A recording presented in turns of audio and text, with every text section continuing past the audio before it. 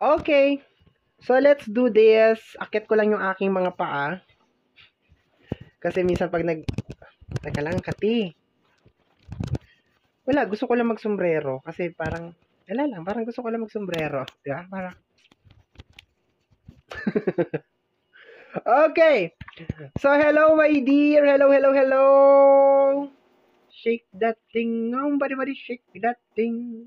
Hindi ko pa alam kung sinong i-reading ko today. Nandito pa siya sa loob. Ayan. So, sino kayo i-reading natin today? Katatapos ko lang mag-reading kay Pisces, pero nakapagpahinga naman na ako. Sasabit sa kamay ko. Sino sasabit sa kamay ko? Ayun. Ito. Sino to? Sino to? Leo. Okay, Leo. Hello, my dear. Hello, hello. So, bago tayo mag-start ng reading natin, kausapin ko muna yung sarili ko. Jumping card, bunot. Jumping card, bunot. I think bumunot ka na lang. Kasi yung jumping card, ang tagal. At saka, dalawa-dalawa yung nauhulog. Okay, so Leo tayo. So, medyo iba yung atake natin ngayon, Leo, ng ating reading. Ayan. Umpisahan natin sa Major Arcana. Pinaghiwalay-hiwalay ko, my dear, yung mga cards. Pinaghiwalay-hiwalay ko sila. Pinagsama-sama ko yung mga wands, pinagsama-sama ko yung mga pentacles, pinagsama-sama ko yung mga cups, yung mga sword, at saka Major Arcana. Bakit? Hindi ko rin alam. Actually, merong reason. Pero hindi ko na ipapaliwanag yung reason kasi magtatagal tayo eh. Okay? And kanina bago tayo mag-start ng reading, tinanong ko muna yung sarili ko kung bubunot ba ako or magja-jumping card ako. Mas gusto ko yung jumping card. Kaso ang problema, ang daming nahuhulog and ang tagal. Sa sobrang nipis ng card natin, ang tagal bago magkaroon ng jumping card. Okay? So, bubunot na lang ako. Pero isa-shuffle ko siya. Okay? Isa-shuffle ko siya para, di ba? Ayan, shuffle natin. Mga 3 times natin siya i-shuffle. Ayan. Puro Major Arcana to. Puro Major Arcana. And then, isa lang ang kailangan natin dito. Okay, shuffle natin. Ito. Ayan, ito. Ito siya. Ay! Leo Energy. Okay, Sun card. Okay. Sun card. Kahapon, nagkaroon ng konting pagtatalo, sa isip ko lang naman, between kay Sun card at saka kay Full card. Okay? So, halos pareha sila ng energy na nilalabas. Pero ito kasi, mas maganda to compare kay Full card. Kasi, si Full card, wala pa talagang experience at all. Like, Full card. Like, talagang as in bakante. Kumbaga sa garapon, walang laman at all. So, itong Sun card na to, may laman na eh. Okay? So, ano ba nangyayari dito? First 15 days of July, Leo, ang nakukuha ko dito is happiness. Okay, you will feel happy. Okay? Free spirit. Okay, free spirit, free energy. Okay, yun, free energy, solar. Okay, parang malaya lang. Okay, at the same time, new beginnings din na energy. Okay, maganda to. Nice, this is a nice energy. And gusto ko tong card na to. I like this card, energy ng sun. Alam mo yung typical na parang nakapag-recharge ka galing sa isang napakahabang araw and then parang you are being blessed over here, Leo, ng new day, new life, new beginnings. Okay, sabihin natin gano'n. You are blessed of happiness, of lahat na siguro ng good na maisip mo, my dear, dito sa energy ng sun na ito. Positive mindset, positive thoughts, okay? Kasi ganun yun eh. Okay, so speaking of thoughts, let's go na tayo sa sword. Okay? So shuffle natin to, my dear. Shuffle natin. Mas manipis to kumpara doon sa iba. Ayan, tingnan natin. May gusto ko sabihin, mamaya na lang. Ayun. Four of Sword. Buti. Alam mo, kinakabahan ako kasi sinabi ko positive thoughts eh. Tapos lumabas 8 of Sword, trap card, di ba? Four of Sword, energy of praying, meditation, relaxation, okay? So, sa mga araw na to, my dear, punong-puno ka ng positive energy, lalo na sa isip mo. Okay? Punong-puno ka rin ng pasasalamat. Okay? In your mind. Yun ang nakukuha ko. You're thankful, you're grateful. Alam mo yung pakiramdam, my dear, na parang nabigyan ka ng panibagong buhay. Parang nagkaroon ka ng kailangan ka ni Pisces. Kasi si Pisces medyo ano eh. Tama ba? Pisces ba ni-reading ko kanina? Oo. Oo. Okay. Para ka nabigyan, my dear, ng panibagong hope, panibagong chance, panibagong napakaganda ng energy niya na hindi dito parang napaka-clear lang, my dear, kung ano yung gusto mo. Gagawin ko to because masaya akong gagawin ko to. Parang gano'n na nakukuha ko dito, my dear. Kapayapa, kapanatagan. Nandito pa lang tayo, my dear, sa mind eh. Kapanatagan ng isip. Ito din yung mga time, my dear, na makakatulog ka ng matiwasay. Okay? Kasi meron kang peace of mind. Okay? Clarity. Okay, tingnan natin sa emotion. Punta tayo sa emotion, my dear. Caps. Punta tayo sa emotion. Tingnan natin kung ano nangyayari sa emotion. Okay. Leo. Eto. Yung aangat dun tayo. Page of Cups.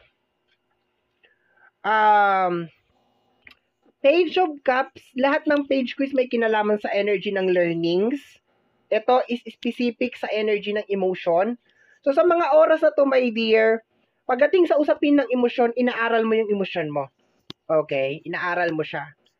Inaaral mo, creativity, okay? Nakukuha ko dito yung pagiging creative mo rin, my dear, eh.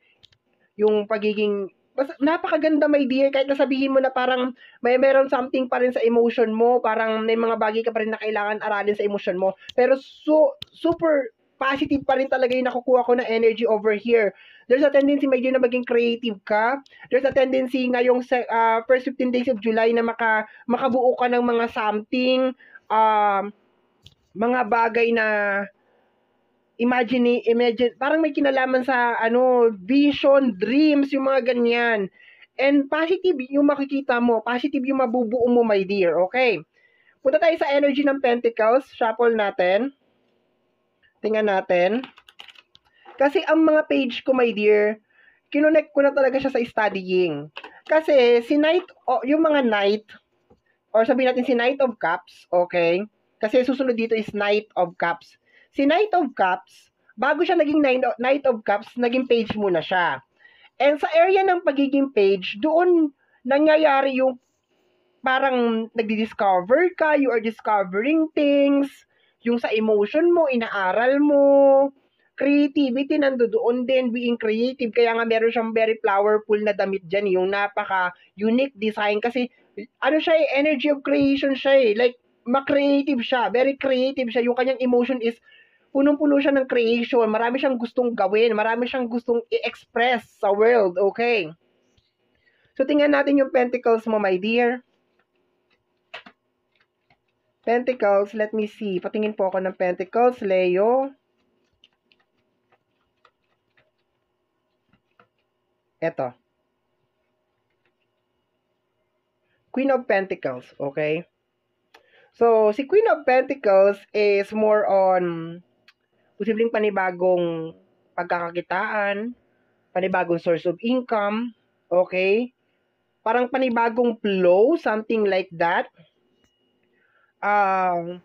Something new ang nakukuha ko dito, my dear, na may kinalaman sa usapin ng pinansyal. So, posible, my dear, na baka papasok ka sa isang, sabihin natin, let us just call it energy. Okay, let's call it energy na parang very positive yung outlook mo. Okay, posibleng ito yung time na mag-a-apply ka ng job, or mag-i-start ka ng job, or mag-i-start ka ng business, or meron ka mga gustong i-create. very positive yung outlook mo. Kung ano man tong gagawin mo, my dear, is posibleng maganda yung magiging benefits sa'yo, maganda yung magiging, alam mo yon, maganda yung magiging effect sa'yo nitong kung ano man tong bagay na gagawin mo. Okay?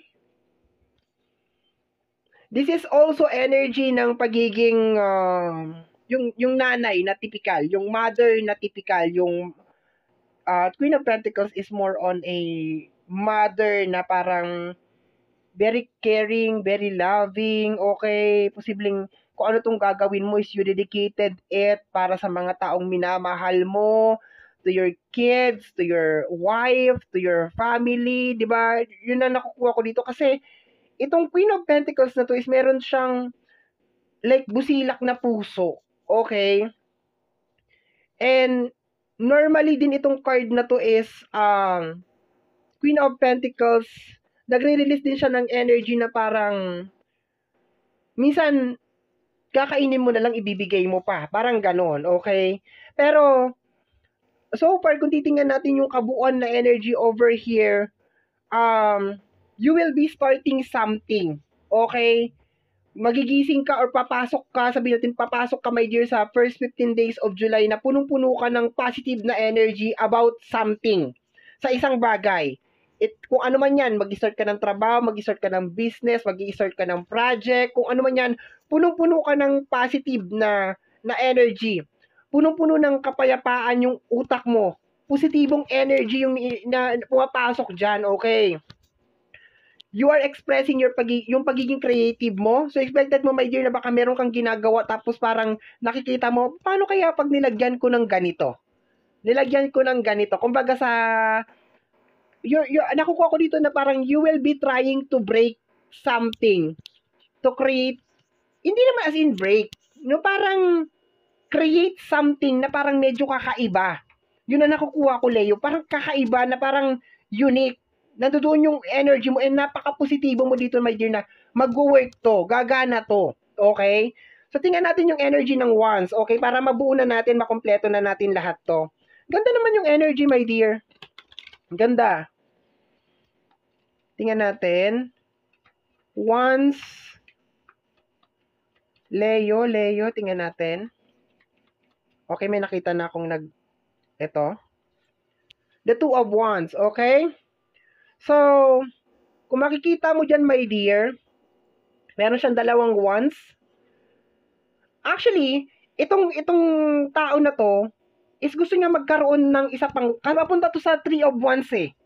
Okay, itong moment na to is, nag-iisip siya, my dear, na mag-go out to the world and to create something na gumawa pa ng isang wands para mag-transform siya sa Three of Wands.